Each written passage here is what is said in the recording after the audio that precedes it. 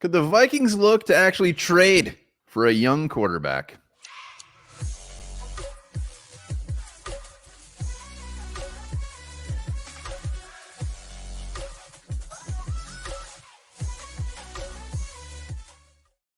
All right, welcome back to the Onebar and Lupagus show. I'm Onebar with Lupagus. All the chatter is that the Vikings maybe draft a quarterback, re-sign Kirk Cousins, but they could potentially look to trade for a young quarterback that's in the league already. Yeah, there's another option on the table. We're going to bring that option to light in this video. You know what, Onebar, Valentine's Day is coming up, and one thing you don't want to be is a hairy Valentine. So get yourself the Lumberjack from Happy Nuts. Get yourself all trimmed up, looking nice and clean, so your Valentine doesn't have a mouthful of hair on that. And maybe your Valentine could also use it. Maybe your Valentine needs it as well. A subtle gift, and you get it for your significant other. Like, here, go get rid of that front and back muff. Absolutely. Link is in the description. Go $30. $30 now until the end of the month. You got 5 days to get that thing for only $30. The Lumberjack from Happy Nuts. $30 is nothing to rid that muff. All right, we're going to talk about 5 options in the league right now that the Vikings could look at trading. Before we do that, trivia question real quick. Put in the comments, which of these quarterbacks had the most passing touchdowns as a Viking? Wow. Not career, but just as a Viking. Whiskey Wilson, Brad Johnson, Warren Moon, Joe Cap. Lupagus, you got a guess? I do have a guess. I'm not. Should I reveal it now? Nope. Let's reveal some of these options though the Vikings trade for. And this doesn't mean we want these guys. These are just kind of options that these teams might be looking to get rid of them, basically. Yeah, I mean, it's maybe better than a bridge option, getting a young player that could potentially still have some potential to be a guy. Again, some of these options are longer than others, but let's start with Desmond Ritter, 3rd-round pick. Just in 2022, 24 years old, and did start some games for the Falcons, and with, I would say, mixed results. The dude was benched twice this year. And for Taylor Heineke, Ritter coming out of the draft, I wasn't a huge fan of. And the Vikings seem to be fairly linked to this guy. And he ended up going in the 3rd round. There was people saying he could go in the 1st round, but he's had a rough go at it. Atlanta, Raheem Morris coming in, brand new coach. He's not going to want Desmond Ritter here. Or Ritter there. So he could be had at probably damn near for free. Yeah, and he was around when KLC was here, when Kwesi was here. So they definitely did their homework on him. They know about him. You look at 12 touchdowns to 12 interceptions last year, threw for just under 3,000 yards. He can take off and make a little bit with his legs, but with a lot of these guys we're going to mention, I think this is going to have to be like KOC thinking, hey, I can work with this guy. I can make him, unlock his potential. So there's going to be a lot of that from the coach really seeing potential in these guys and thinking he can unleash them. Yeah, and this doesn't necessarily even mean that they're coming here to start. I mean, right now our quarterback room is pretty damn empty. So this could just be a guy they give a late round draft pick for, and maybe they can make something happen. So Desmond Ritter, 3,000 yards. I think he had 3,000 incomplete passes too. That dude was all over the place. The only thing fun about him is that we can say we did her like Desmond Ritter did her. Ritter. All right, option 2, the man in the picture, Sam Howell, 5th rounder, still only 23 years old. I mean, he's one of my favorites out of this list as far as taking a swing on. It's funny. He looks like this little, just compact, weird. He doesn't look like a quarterback, but he can throw it. He's kind of thick too. He can run too. The guy will take off and scamper.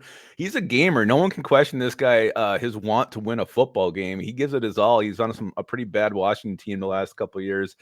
He threw for almost 4,000 yards last year, 21 touchdowns and 21 interceptions. So, and I think that's some of his gunslinger mentality. The guy will throw the ball into some tight windows, not always the best decision maker. But again, you want a guy who can come out and battle. Sam Howell might be your guy, and he does have some potential and some upside. Yeah, again, another guy that was fairly sought after come draft, and he just ended up going a lot later than he thought. I'd love to see this dude with some weapons. I'd love to see this dude with an offensive line. Again, maybe not a starter, but he's still young. See what happens. So Sam Howell, yeah. Next up, Will Levis. Yeah, you like mayo in your coffee? Because Will Levis sure as hell does. Guy not really expected to see much of the field last year. He fell to the 2nd round.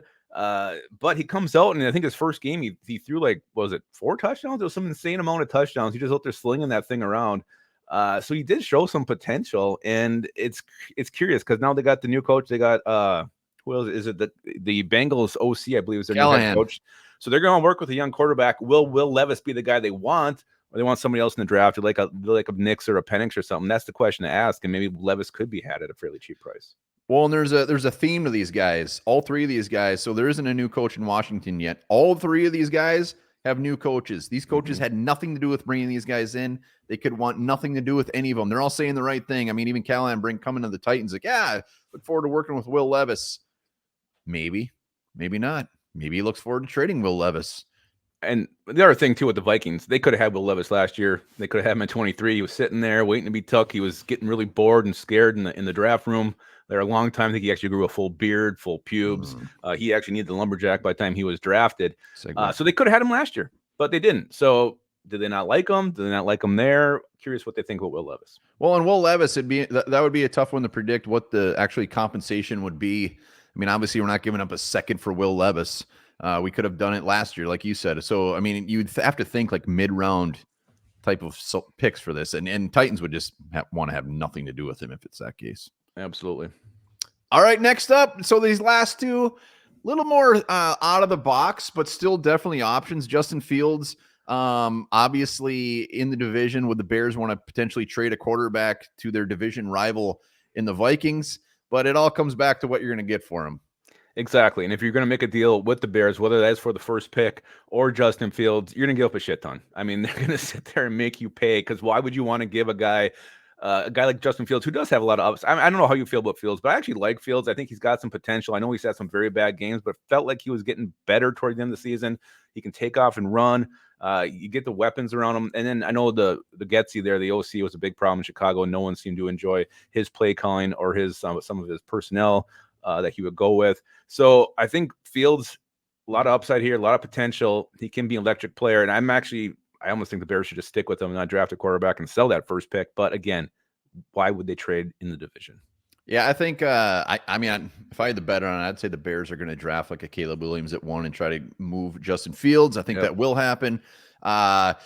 Nick from Just Another Year Bears podcast came on. He said he figured the compensation for a Fields, if they traded him, would be similar to Darnold a couple years ago, which was a 2nd, 4th, and a 6th, which is probably in the ballpark. But the thing with Fields is he's going to be on his last year of his rookie contract. So that throws a big wrench in things, because is this just a 1-year thing?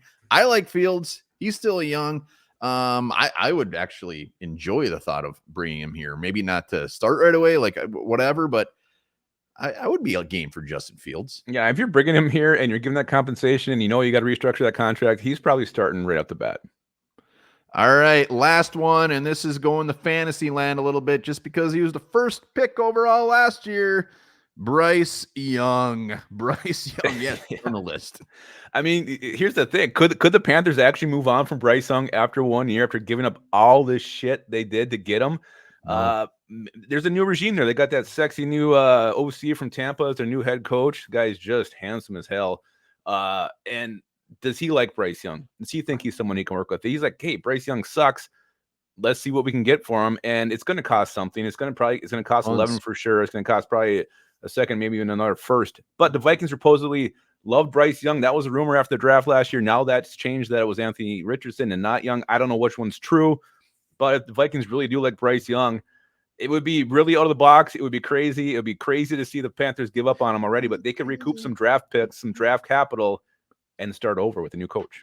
Yeah, I mean, this would have to be insane amount we give up. I mean, something tells me that coach from the Bucs came there specifically to work with a Bryce Young, not to just start over a quarterback. Who knows? Bryce Young did not have a good season. It was gross. I mean, the Panthers team was gross. Their coaching was gross. So I think he's very fixable. I don't think that's the real Bryce Young. We will see, but I think the compensation would have to be absolutely I think it'd be similar to what you'd have to do to get up into the top 3. I really do. So would the Vikings do that? I don't know. I mean, if out of this list, the Sam Howell gets me, I guess, probably one of the more realistic ones that the Vikings would want. I don't think they would want a Ritter. Will Levis probably isn't going anywhere in Fields. I like Fields, but I just don't think the Bears would trade him to us. But again, overall, just to get this in your guys' minds, like this could be an option, a route the Vikings go. Everybody's talking about, like you mentioned, moving up in the top 3, re-signing Kirk, maybe going with a crusty bridge option like a Jameis Winston or a Tannehill or something like that. But this is also something the Vikings can do. So something to start wrapping your minds around. Yeah, and a lot of these wouldn't cost much. Wouldn't cost much at all. They just want to get rid of him. So get this guy. He keeps showing up. He keeps working out. We got to get him out of my facility. Lupagus, what's your guess? Oh, I was going to go Wade Wilson. Wade Whiskey Wilson, R.I.P. Bing, bing, bing, bing, bing, bing, bing, bing, bing, Ooh, bing, just bing. squeaked it out over Bradley. Bradley just squeaked her out. I was trying to throw a wrinkle at you, Joe Cap, just because I figured you had no idea if that guy had 1 touchdown or 200. I figured old school. They didn't probably throw as much, so I was trying to think of who was there the longest. Wade Whiskey Wilson, well done, sir. He had some very good years in the late 80s. Wonderful, wonderful. Good job. You clapping for me or you're clapping for Wade? I'm clapping for definitely Wade. Oh my God. All right. Well, remember last night when you called me and you asked me that question about which animal has the most nipples? I do remember that. I found the answer for you. It's actually the shrewish short-tailed opossum. The female version of that creature has up to 27 nipples. Oh God, that sounds